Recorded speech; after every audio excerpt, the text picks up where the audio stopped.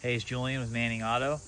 I wanted to make a video today about what we're doing. So if you look here, we are working on a 2005 Toyota Corolla. And down here, we got the AC compressor right down in there. The bearing is going out on it, making a bunch of noise, about to lock up. So we're going to be replacing that bearing today. First step in that is going to be recovering the refrigerant. So we got our whole setup here. We got our manifold gauges. We got the recovery machine, which is a Robin Air RG3. And then we have a recovery tank down here to hold all the refrigerant. So this is the setup you need to be able to work on AC stuff. We can do R134A and the R1234YF. So we're here to, service all your AC needs and get you fixed up and cool in this heat. It is hot today, let me tell you. This is the day to get it fixed. So yeah. All right, so the first step in this process obviously is to get the gauges hooked up to the system. And then you gotta have a hose to hook up the gauges to the recovery machine. And then a hose. Hold on. A little leaky leak there. Good thing we caught that right now. Make sure all your connections are tight.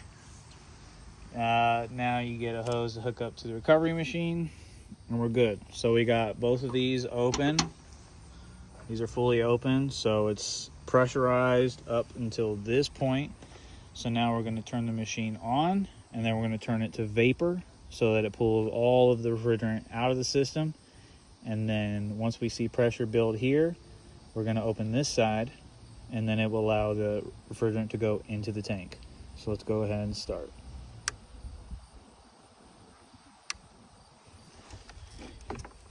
Well, that's awkward.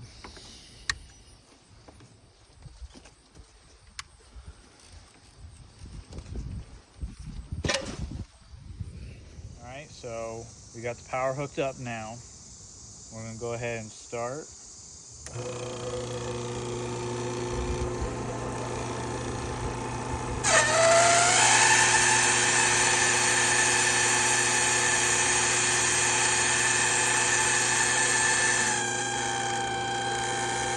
She's a little whiny, but that's okay.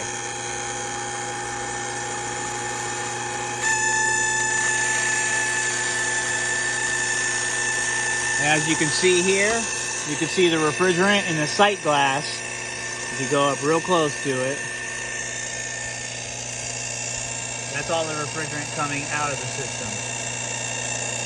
So we're just going to wait until these gauges get down to 0, and then it's going to go into a vacuum. And once it's at 30 of vacuum, then we know it's all out of the system and we're good to go.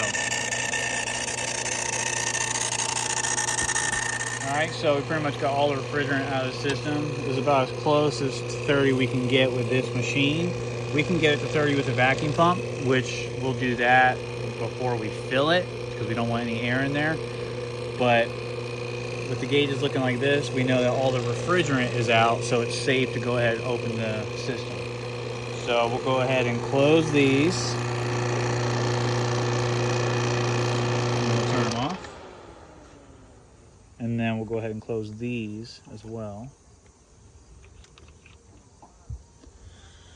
So now when we open up the system, there's still refrigerant in here, obviously, in the machine itself. So we don't want all that to be leaking out. So we're just going to leave everything closed. And then once we're ready to charge it, we're just going to reverse the whole process and then we'll be done. Now I'm going to, as you can see down here, I pulled the alternator off. So we have a bunch of room to work with the compressor. We're just going to take the hoses off, and then we're going to take the compressor out, and then we'll get that bearing. Okay, so we got the compressor out. Actually, I already have disassembled it. So this is the piece we're replacing. This is just the bearing that the whole thing rolls on. So in order to get to that, essentially this piece is on here, and this piece sits on top of there.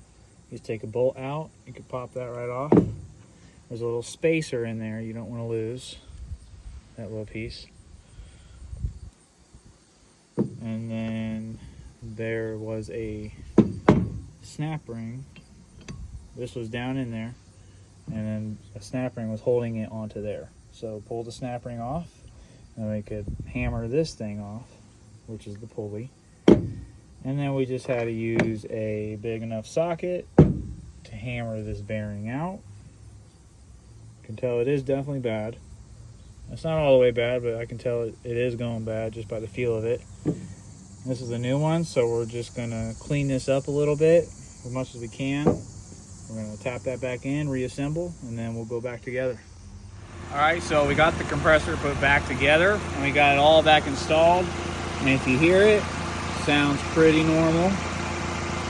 So before, the customer was saying there was a chirping type noise, and he knew it was from the compressor. So we went ahead and did the bearing.